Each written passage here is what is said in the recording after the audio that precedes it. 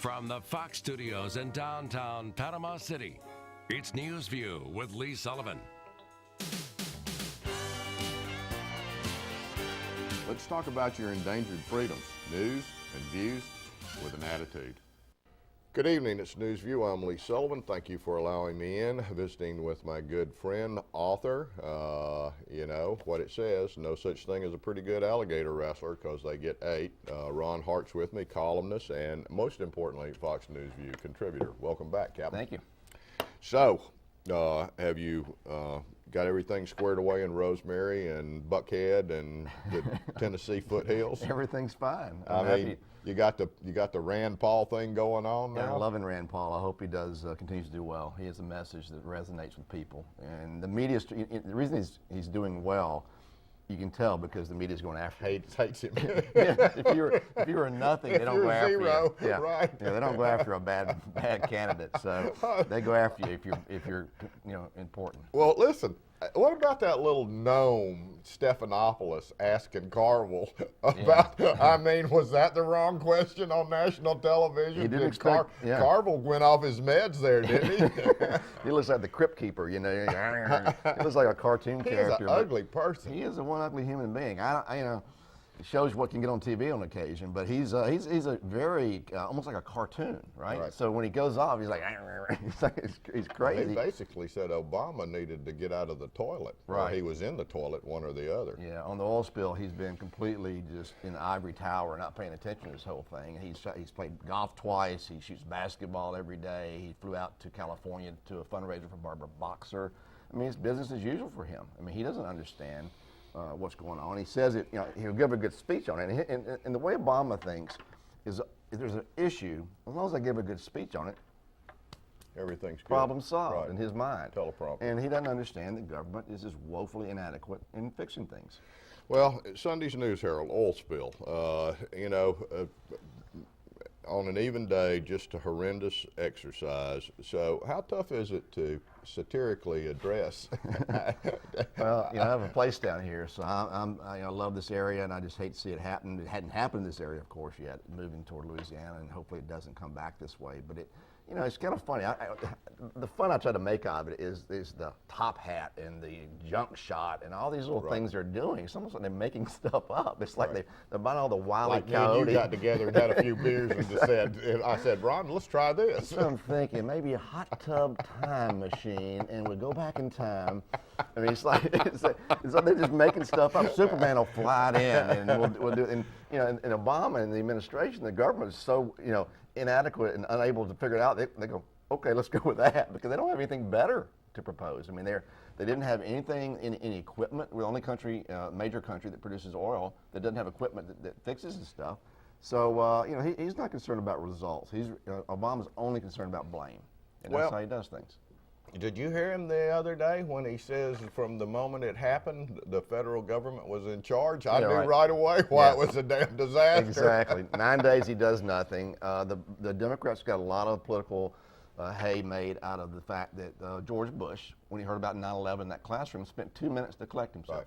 2 minutes. Right. 9 days he does nothing. The first thing Obama does is send lawyers down here. That's his gut reaction. So, I mean, look, at the end of the day, I just want capable government people who can solve problems. I want administrators. I don't want charismatic leaders. I don't need speeches by you to tell me lofty goals that you have for the world. Right. Do something. Right. Administrate. Right. And then Bobby Jindal's distinguished himself, as has Haley Barbour. Man. He just They can't even put a barrier island without getting a permit from the federal government, and the federal government won't even give them a permit to do that? Right. It's a catch-22. That's the problem with the government. It's just not practical. Same thing with Katrina. Who got in to help Katrina? It was Home Depot that got in there. It was citizens. It was Red Cross. It wasn't the government. They're completely dysfunctional, and they prove it every time there's a disaster. And there's a presumption all the time that government's here for you. We're here to protect you. And they always say that, but when it comes down to it, they don't do well. Well, what about a guy that I just totally dislike immensely, Eric Holder? Yeah, he's awful. He's more concerned. Probably what he'll do, he'll go down there with civil rights lawyers, and if there's a turtle that washes up on shore in blackface, he'll probably say it's a civil rights suit. That's probably what that's how he'll do it. I mean, it's all about race with him. I mean, he's absolutely awful. doesn't read the laws, more concerned about this, some kind of Rosa. They're all living the 60s battles. The modern day liberals are all living the 60s battles. These aren't the battles anymore. Let's move forward. It's a whole different battle in 2010 than it was in the 1960s. And well, we lived through that. We know that. Sure. I mean, anybody with any common sense knows that. Right. It's a different time. And they all want to resurrect the visions, the photo ops of the marches and holding hands and things like that. It's not good government, and I think at the core people know that, and I think there'll be a lot of people voted out in November, hopefully, when this thing comes up. I hope so. Yeah. I hope so. But the oil spill is absolutely it just shows what can happen when, the regulators at the mineral... When they're smoking crack and watching porn. Exactly, that's all they're doing. I mean, the Minerals Management Service, a year ago, I wrote about it actually a year ago, was in trouble for using cocaine, promiscuous sex in the office with lobbyists and things like that, shenanigans and parties. But on the bright side, no one was ever late for work. Really?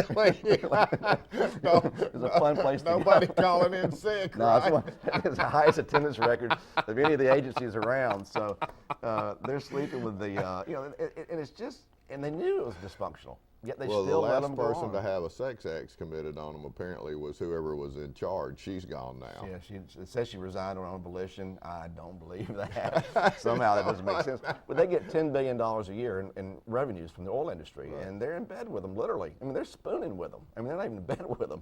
So it's just a fraught problem. Same thing with Fannie Mae and Freddie Mac was with Barney Frank and these people. They get cozy. Look, I went to Georgetown, worked in D.C., this is a very cozy group of people, the lobbyists. They're not worried about what the right thing to do in any situation. It's how to spin it, how to get it out there. What will the public tolerate? What limits can we push them to that we can get our bills passed? I think they might have found it. Yeah, I think so too. I think they may have. Well, here's another guy that I'd like to spend 5 minutes in the men's room with, Blumenthal. Yeah. Connecticut Attorney General. The guy that was in Vietnam, but actually wasn't in Vietnam. No. It turns out he was actually doing a moonwalk. He was walking on the moon. He said he wasn't in Vietnam. I'm sorry. I was doing a moonwalk. Why do people do that? I think they get caught up in their own ego. Blumenthal is a lot like Elliot Spitzer. He made a career as Attorney General of doing very public cases. I mean, early, 10 years ago, he was the one that would come to the podium and he's going to sue, this person. He's going to sue that person for their own political gain. It's like Atlas Shrugged, the Ayn Rand novel. There's an ambitious politician who's willing to ruin people's lives. And attorney generals, don't kid yourself, you run law enforcement, powerful people. Oh, and U.S. attorneys are powerful people. And if they want to ruin your life and my life, if they decide they want me and they come after me, they can get me. Absolutely. There's no saying in the old days, I think it was a New York attorney general said, I can indict a ham sandwich. Right. They can indict whoever they want to indict, and they can make your life miserable. And my fear is the way Obama goes about their Chicago thuggery politics, the way they, lined Goldman Sachs up and grilled them right before Wall Street reform, the way they told the AMA, we're not going to let you raise your Medicare payments unless you go along with Obamacare. It's just like they take you out and beat you up in front of the crowd and just send a message to everybody. We're not to be trifled with, and this is what we're going to do, and you're either at the table or you're on the table. Really? Well said. Ron Hart. We'll be right back.